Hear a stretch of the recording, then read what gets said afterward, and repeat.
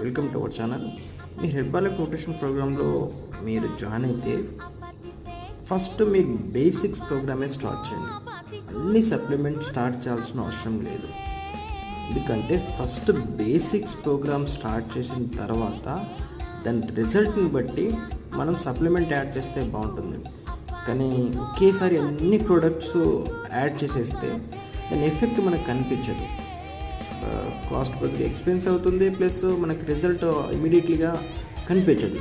కాబట్టి ఫస్ట్ నా suggestion, first only basics ప్రోగ్రామ్తో స్టార్ట్ చేసి 15 days 20 days తర్వాత మీరు సప్లిమెంట్ యాడ్ చేసుకుంటే అప్పుడు మీకు బాడీ మ్యాటర్ రిపోర్ట్ని బట్టి, చెకప్ చేసిన రిపోర్ట్ని బట్టి ఏ సప్లిమెంట్ అవసరం ఉందో ఆ సప్లిమెంట్ మీరు యాడ్ చేసుకుంటా పోతే అప్పుడు మీకు దానిది ఎఫెక్ట్ ఉంటుంది. ఓకేనా?